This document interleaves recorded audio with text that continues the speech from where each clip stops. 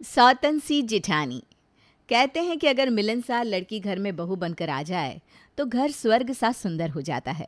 लेकिन क्या हो अगर बहू का अच्छा और मिलनसार व्यवहार ही सारे फसाद की जड़ बन जाए। कविता के दो बेटे थे, रमेश और राजीव। बड़े बेटे रमेश की शादी की उम्र हो गई थी। थोड़ी खोजबीन करने के बाद कविता अपने बड़े बेटे रमेश की शादी सुनीता नाम की लड़की से कर देती है और उसे अपने घर की बहू बनाकर ले आती है। सुनीता एक पढ़ी लिखी, सुशील, संस्कारी लड़की थी। अपने अच्छे व्यवहार और गुणों से बहुत जल्द ही उसने घर में सबको अपना बना लिया था। सास ससुर की सेवा के अलावा वो अपने देवर राजीव के साथ भी बहुत अच्छा रिश्ता रखती थी, जिसके कारण देवर भी बस हर समय भाभी भाभी किए रहता था। शादी के कुछ दिन बाद प्रोजेक्ट सबमिट करने की 25 तारीख आखिरी डेट है और आज 20 तारीख होगी। मेरी तो कोई तैयारी भी नहीं है। मुझे समझ में नहीं आ रहा मैं क्या करूं। अरे इसमें इतना परेशान होने की क्या बात है? आपने किसी दोस्त से मदद क्यों नहीं ले लेता? ऐसे कैसे कोई मेरी मदद करेगा? सबके पास अपना अपना प्रोजेक्ट है ना। सब अपने अपने काम में लगे हैं। कोई मेरी मदद करने के लिए खाली थोड़ी ना बैठा है। तुम परेशान मत हो राजीव, प्रोजेक्ट में मैं तुम्हारी मदद करूंगी। क्या भाभी, सच में? लेकिन आपके पास तो वैसे ही घर का इतना काम रहता है। अरे तो क्या हो गया? अपने इकलौते देवर के लिए क्या मैं इतना भी नहीं कर सकती? बस तुम ये बताओ कि क्या प्रोजेक्ट है तुम्हारा। राजीव भाभी को अपने प्रोजेक्ट की डिटेल्स समझाता है और भाभी के साथ प्रोजेक्ट को पूरा करने में लग जाता है। 3 दिन की मेहनत के बाद उसका प्रोजेक्ट तैयार हो जाता है। 1 सप्ताह के बाद राजीव खुश होकर घर आता है। भाभी, आपको पता है मेरा प्रोजेक्ट कॉलेज में बेस्ट प्रोजेक्ट के लिए नॉमिनेट हुआ है। आपके पास ना जादू की छड़ी है जिसे घुमाकर आप सब अच्छा कर देती हो। सच्ची thank you, thank you, thank you so much भाभी। सिर्फ थैंक यू कहने से काम नहीं चलेगा बच्चों, साथ में चाट भी खिलानी पड़ेगी और नथुराम के पेड़े भी। अरे भाई, मैं वादा करता हूँ आज के बाद आपको इतनी चाट खिलाऊंगा कि आप खाते खाते थक जाएंगी। ऐसा करो, फटाफट तैयार हो जाओ, मैं बाइक निकालता हूँ। हम साथ में चाट खाकर आएंगे। धीरे धीरे समय गुजरता जा रहा था। बीतते समय के साथ राजीव और सुनीता के बीच की बॉन्डिंग और भी मजबूत होती जा रही थी। वो देवर भाभी से ज़्यादा एक दूसरे के दोस्त बन गए थे। राजीव भी अपने कॉलेज और ज़िंदगी के हर छोटी सी छोटी बात भाभी के साथ शेयर करता था। धीरे धीरे समय बीतता है और राजीव का ग्रेजुएशन और पोस्ट ग्रेजुएशन भी पूरा हो जाता है। उसे एक अच्छी कंपनी में जॉब मिल जाती है। कंपनी में ही उसकी मुलाकात नेहा नाम की एक लड़की से होती है। ऑफिस में एक साथ काम करते करते राजीव नेहा को पसंद करने लगता है और एक दिन अपने मन की बात नेहा से कहता है। नेहा, मैं तुम्हें बहुत पसंद करता हूँ और अगर तुम्हें ऐतराज़ ना हो तो मैं तुम्हारे साथ अपना पूरा जीवन बिताना चाहता हूँ। राजीव, तुम भी मुझे अच्छे लगते हो। मैं भी अपना जीवन तुम्हारे साथ बिताना चाहती हूँ। घर आकर राजीव अपनी भाभी से बात करता है। भाभी, मैं आपसे कुछ कहना चाहता हूँ। अरे तो कहो ना, इसमें इतना सोचने की क्या बात है? हम दोनों तो एक दूसरे के सबसे अच्छे दोस्त हैं। भाभी, मेरे ऑफिस में ना एक लड़की मेरे साथ काम करती है। उसका नाम नेहा है और मैं उसके साथ ही अपना जीवन बिताना चाहता हूँ। अरे वाह, ये तो बहुत ही खुशी की बात है। और वैसे भी अब तो आपकी शादी की उम्र भी हो गई है। आप चिंता मत करो, माँ जी से मैं बात कर लूँगी। बहू सुनीता के समझाने पर सास कविता राजीव की शादी नेहा से कराने के लिए राजी हो जाती है। जल्द ही वो लोग नेहा के घर राजीव के लिए उसका हाथ मांगने पहुंच जाते हैं। बहन जी, हमारे बच्चे एक दूसरे को बहुत पसंद करते हैं। अगर आपको भी हमारा बेटा राजीव पसंद हो तो हम नेहा को अपने घर की बहू बनाना चाहेंगे। हमें भी इस बात से कोई एतराज़ नहीं है बहन जी। आजकल के बच्चे पढ़े लिखे हैं, समझदार हैं, अपना भला बुरा अच्छी तरह समझते हैं। अगर इन्होंने साथ रहने का डिसीजन लिया है तो सोच समझ कर ही लिया होगा। हमारी तरफ से हाँ है। दोनों परिवार की शादी के लिए हाँ करते ही कुछ ही दिनों में राजीव और नेहा की धूमधाम से शादी हो जाती है और नेहा घर में बहू बनकर आ जाती है। शादी के बाद नौकरी और घर गृहस्थी एक साथ चला पाना नेहा के लिए बहुत मुश्किल हो रहा था। इसलिए वो बड़ा फैसला लेते हुए ऑफिस का काम छोड़ देती है और घर गृहस्थी में मन लगाने लगती है। जॉब छोड़ने के बाद नेहा देखती है कि राजीव और सुनीता के बीच तो इतनी ज़बरदस्त ट्यूनिंग है कि उसकी तरफ तो राजीव देखता भी नहीं है। राजीव भाभी के साथ बैठकर घंटों गप्पे मारता, दोनों साथ में चाट खाने जाते, तो कभी वो भाभी को अकेले बाइक पर बाजार ले जाता। ये सब देखकर नेहा को ऐसा लगता है जैसे वो राजीव की लाइफ में एग्जिस्ट नहीं करती। एक दिन, राजीव, बहुत दिनों से हम लोग कहीं बाहर घूमने नहीं गए। ऐसा करते हैं, हम लोग कोई फिल्म देख कर आते हैं। हाँ, तो ऐसा करते इस रविवार को हम लोग बाहर मूवी देखने चलेंगे। तुम ऐसा करो, भाभी से बोल देना कि वो भी तैयार हो जाए और हमारे साथ चले। नेहा का तो बिल्कुल मन नहीं था भाभी को साथ ले जाने का, लेकिन फिर भी बिना मन के वो भाभी को साथ चलने के लिए कहती है और रविवार को तीनों साथ जाकर मूवी देखते हैं। रात को घर वापस आने के बाद राजीव, बाहर जाना तो सिर्फ एक बहाना था। मैं तुम्हारे साथ अकेले में कुछ पल बिताना चाहती थी, क्योंकि यहाँ तो भाभी कभी भी हमारे कमरे में आ जाती है, लेकिन बाहर जाने में भी तुमने उनको साथ ले लिया। अकेले का क्या मतलब है? हम अपने कमरे में अकेले ही तो रहते हैं। रात में कौन आता है हमारे कमरे में? रात में कमरे में कौन सा हम झाँक कर बात करते हैं? अपने समय से सो जाते हैं। तुम्हें सुबह ऑफिस जाना होता है, मुझे घर के दूसरे काम करने होते हैं। कुछ समय हम एक दूसरे के साथ सुकून से बिता सके, इसीलिए तो मैंने बाहर जाने के लिए कहा था, लेकिन तुमने वहाँ भी भाभी को साथ में ले लिया। अरे पता नहीं तुम्हें क्या प्रॉब्लम है भाभी के साथ जाने से। मुझे तो ऐसी कोई परेशानी महसूस नहीं हुई।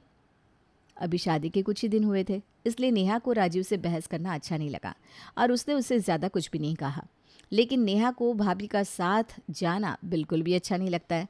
ऐसे ही कुछ समय बीतता है। फिर एक दिन, गैस करो आज मैं तुम्हारे लिए क्या लेकर आया हूँ। बताओ ना, क्या लाए हो? ये सुंदर कचरे, जाओ बालों में लगा कर आओ। और दूसरे हाथ में क्या है? अरे वो भी गजरा ही है भाभी के लिए। ओह अच्छा। पति के हाथ से गजरा लेकर अभी कुछ पलों पहले जगमगा रहा नेहा का चेहरा एकदम से उतर गया। राजीव का हर बात के बीच में भाभी को घसीट लाना नेहा को कांटे की तरह चुभने लगा था। अगले दिन सुबह, राजीव आज सैटरडे है ना, ऑफ होगा ना तुम्हारा? हाँ भाभी क्या बात है? अरे कुछ नहीं, बस डॉक्टर के पास चलना है इसलिए पूछ रही हूँ। अरे तो बताना चाहिए था, मैं छुट्टी ले लेता। अरे भैया आप निश्चिंत होकर ऑफिस जाइए, भाभी को मैं ले जाऊंगा। 1 घंटे बाद राजीव बाइक पर भाभी को बिठाकर डॉक्टर के पास ले जाने लगता है। अरे ये क्या चलता रहता है इन दोनों देवर भाभी का? अपने पति को ऑफिस भेज दिया और देवर के साथ बाइक पर चिपक कर डॉक्टर के यहाँ जाने के लिए निकल गई। पूरा हफ्ता वेट करना पड़ता है वीकेंड का, और भाभी ने 1 मिनट में सारे किए कराए पर पानी फेर दिया। डॉक्टर के यहाँ से आने के बाद भी भाभी की चिंता में राजीव के माथे पर बल पड़े हुए थे। इतनी चिंता तो कभी अपनी बीवी की नहीं करते जितना भाभी के लिए बेचैन दिखाई पड़ रहे हैं। कभी कभी तो मुझे ऐसा लगता है कि भाभी मेरी जेठानी नहीं, सौतन है, सौतन, जिन्होंने मेरे पति के मन पर कब्जा करके रखा हुआ है। भाभी के अलावा कुछ सोचता ही नहीं इनको। नहीं नेहा, तो इतनी आसानी से हार नहीं मान सकती। उसी शाम, राजीव हम लोग डिनर पर कहीं चलते हैं ना, बहुत दिन से हम लोग एक दूसरे के साथ कहीं बाहर नहीं गए। हाँ वाकई बहुत दिनों से बाहर नहीं गए ना, घर का खाना खा खा कर बोरियत हो गई है। ऐसा करते हैं इस रविवार को शाम को हम लोग बाहर डिनर करने चलते हैं। नेहा इस डिनर के लिए बहुत खुश थी। घंटों की मेहनत के बाद वो सज सवर कर जब कमरे से बाहर निकलती है तो देखती है कि हॉल में भाभी तो तैयार होकर बैठी हैं। नेहा मैंने सोचा भाभी को भी ले चलते हैं, तुम्हें कोई प्रॉब्लम तो नहीं है ना? नहीं नहीं, मुझे क्या प्रॉब्लम होगी भाभी के साथ चलने से। और तीनों साथ डिनर पर चले जाते हैं। डिनर करके घर वापस आते हैं। राजीव की बार बार की ऐसी हरकतों से नेहा के मन में अब सुनीता भाभी के लिए चिड़चिड़ाहट पैदा होने लगती है। कुछ दिन बाद नेहा राजीव को ऑफिस में फ़ोन करती है। राजीव, ऐसा करना ना, आज मेरा चाट खाने का बहुत मन कर रहा है, तो तुम ऑफिस से लौटते समय ठग्गू के यहाँ से चाट लेकर आना। उसकी चाट ना मुझे बहुत पसंद है। तुम्हें याद है हम जब ऑफिस में साथ में काम करते थे, तो शायद ही कोई दिन ऐसा बीतता होगा जिस दिन हम वहाँ चाट खाने ना गए हो। हाँ नेहा मुझे अच्छे से याद है, मैं ऑफिस से लौटते समय तुम्हारी मनपसंद चाट लेकर आऊँगा। शाम को जब राजीव ऑफिस से आता है तब वो चाट के 2 पैकेट लेकर आता है। एक पैकेट नेहा को देने के बाद दूसरा पैकेट भाभी के कमरे में भी देने चला जाता है। ये देखकर नेहा को बिल्कुल अच्छा नहीं लगता। भाभी के कमरे से आने के बाद, राजीव ये क्या बात है? मैंने तुमसे चाट मंगाई थी, तुम भाभी के लिए क्यों लेकर आ गए? उनको खानी होगी तो वो रमेश भैया से मंगा सकती है ना। अरे तो इसमें प्रॉब्लम क्या है अगर मैं ले आया तो? शादी के पहले भी मैं उनके लिए चाट ले आता था। मुझे ये सब अच्छा नहीं लगता। उनके लिए रमेश भैया हैं ना, जो करना होगा वो कर सकते हैं। आखिर उनकी भी तो सुनीता भाभी के लिए कुछ जिम्मेदारियां हैं। उन जिम्मेदारियों को तुम निभाने की कोशिश मत करो। राजीव की इस तरीके की हरकतों से नेहा को सुनीता भाभी से होती चिढ़ लगातार बढ़ने लगती है। उसको लगने लगता है कि सुनीता भाभी उसके और राजीव की लाइफ की प्राइवेसी को डिस्टर्ब कर रही हैं और इसी वजह से नेहा सुनीता भाभी से चिड़चिड़ी सी रहने लगती है। कुछ दिन तक तो सुनीता इस बात पर ध्यान नहीं देती, लेकिन धीरे धीरे उसे भी इस बात का एहसास होता है कि नेहा उससे कुछ चिड़चिड़ी सी रहती है। सुनीता की भी आदत थी कि जब तक राजीव की शादी नहीं हुई थी वो उसके कमरे में अक्सर चली जाया करती थी। शादी के बाद उसका कमरे में इस तरह आना जाना नेहा को बिल्कुल पसंद नहीं था। सुनीता को ऐसा एहसास होने के बाद उससे रहा नहीं जाता। वो एक दिन नेहा से इस बारे में बात करती है। क्या बात है नेहा, तुम बहुत परेशान लग रही हो। नहीं तो ऐसी कोई बात नहीं है भाभी, मैं ठीक हूँ। मैं क्यों परेशान होंगी भला? नहीं, कुछ तो बात है। तुम मुझे अपने मन की बात बता सकती हो नेहा, हो सकता है मैं कुछ मदद कर दूँ। अब मैं आपको क्या बताऊँ भाभी, मुझे लग रहा है कि राजीव से शादी करके मैंने अपने जीवन की बहुत बड़ी गलती की है। अरे नेहा, तुम ऐसे क्यों बोल रही हो? क्या कमी है राजीव में? कोई कमी नहीं है भाभी, लेकिन उसको रिश्तों में अंतर करना ही नहीं आता। उसे इस बात का एहसास ही नहीं है कि उसकी शादी हो चुकी है, अब उसकी एक पत्नी भी है। उसकी पत्नी के लिए भी कोई जिम्मेदारी है। वो तो अपनी बैचलर लाइफ वाली ज़िंदगी ही जी रहा है। ऐसे कौन सी बात हो गई भला जिससे तुम्हें ऐसा लग रहा है? अगर कोई ऐसी बात है तो मुझे बताओ, मैं उसको समझाती हूँ। भाभी मेरी बातों का बुरा मत मानिएगा, लेकिन मेरे जीवन में आपकी वजह से बहुत परेशानी है। मैंने ऐसा क्या कर दिया नेहा जो तुम मुझे ऐसा कह रही हो? आपने ऐसा कुछ नहीं किया भाभी, पर राजीव मेरे और आप में कोई अंतर ही नहीं समझते। पत्नी और भाभी का रिश्ता उनको समझ में नहीं आता कि शादी के बाद उनकी पहली प्रायोरिटी क्या है।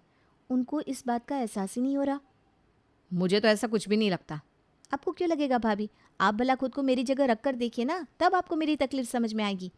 आप ये समझिए कि अगर रमेश भैया आपको कहीं बाहर अकेले ले जाना चाहते हो और मैं आपके साथ जाऊं, तो आपकी और रमेश भैया की प्राइवेसी डिस्टर्ब होगी कि नहीं? नेहा की बातों को सुनकर और समझकर सुनीता को यह एहसास होता है कि जाने अनजाने में उससे बहुत बड़ी गलती हो रही है, और उसे अपनी गलती का एहसास होता है कि वो नेहा और राजीव के जीवन में ज़रूरत से ज़्यादा इंटरफेयर कर रही है। नेहा, मैं मानती हूँ मुझसे गलती हुई है, मुझे अपनी गलती का एहसास भी हो गया है। गलती मैंने की है तो अब मैं ही राजीव को सही लाइन पर लेकर आऊँगी, ये मेरा तुमसे वादा है। कुछ दिनों बाद राजीव ऑफिस से आता है और परिवार के सब लोगों को हॉल में बुलाता है। मम्मी, आपको पता है आज मैं बहुत ज़्यादा खुश हूँ। अरे क्या हुआ बेटा, इतना खुश होने की कोई वजह भी तो होगी।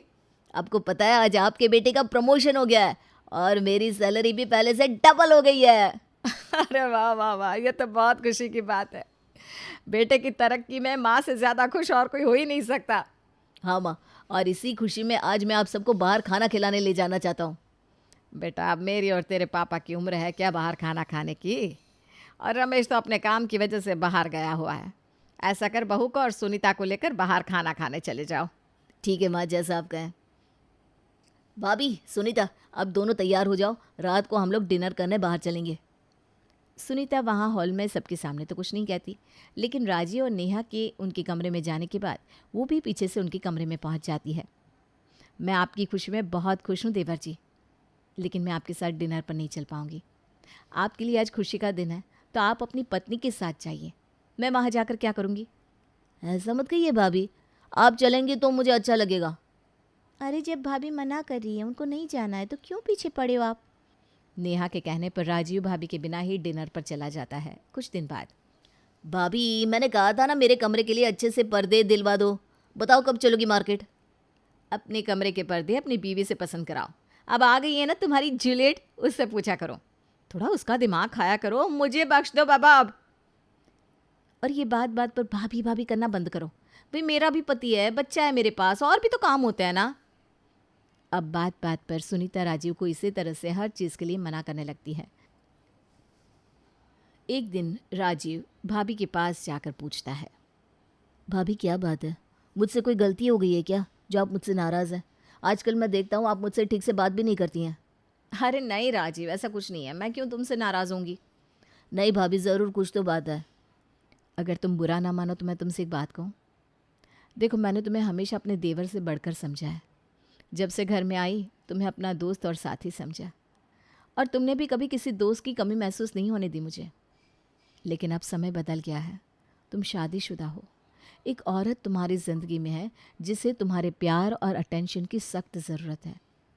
अरे भाई, तुम्हारे खातिर है तो सारी दुनिया छोड़कर आई है वो।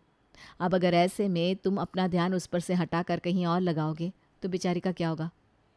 मैं तुमसे नाराज़ नहीं हूँ, बस इतना चाहती हूँ कि तुम्हारा शादीशुदा जीवन अच्छे से बीते। जब तक तुम्हारी शादी नहीं हुई थी तब तक ये सब चल जाता था, लेकिन ये सब चीज़ तुम्हारी मैरिड लाइफ पर असर डाल सकते हैं। अब तुम ही सोचो, पिछले ही महीने नेहा का जन्मदिन था और तुमने उसको बर्थडे गिफ्ट के समय क्या दिया? भाभी मैंने गिफ्ट तो दिया था उसे, इतनी अच्छी साड़ी लाया था उसके लिए, अब और क्या करूं? हाँ देवर जी, गिफ्ट तो आपने दिया था, लेकिन क्या ज़रूरत थी अपनी बीवी के लिए साड़ी लाते समय मेरे लिए भी सेम उसी कलर और डिज़ाइन की साड़ी लाने की? अब आप ही बताओ, कौन सी बीवी ये बात बर्दाश्त करेगी कि उसके जन्मदिन के दिन गिफ्ट उसकी जेठानी को मिले? और ऐसा कोई एक बार नहीं हुआ, आप हर बार ऐसा ही करते हो। जब भी आप नेहा के लिए कुछ लेकर आते हो, मेरे लिए भी ज़रूर लाते हो। आपके लिए ये बहुत आम सी बात है, लेकिन नेहा ये सब एक्सेप्ट नहीं कर पा रही है और मुझे अपनी जेठानी की बजाय सौतन की तरह देखने लगी है। उसे लगता है कि मैं उसके अधिकार छीन रही हूँ, जबकि मेरी ऐसी कोई इंटेंशन नहीं है। हद है नेहा, क्या ये सब उसने आपसे कहा? नहीं राजीव, बात को समझो। उसकी जगह मैं होती तो शायद मैं भी यही करती। अब बस अपनी पत्नी पर ध्यान दो, मेरे लिए तुम्हारे भैया है ना। भाभी के प्यार से समझाने पर राजीव को भाभी की बात और अपनी गलती समझ में आ जाती है और वो नेहा से अपने अभी तक के व्यवहार के लिए माफ़ी मांगता है। समय रहते भाभी और राजीव को अपने रिश्ते की सीमा समझ में आ गई थी, जिससे कई सारे रिश्ते बिखरने से बच गए थे।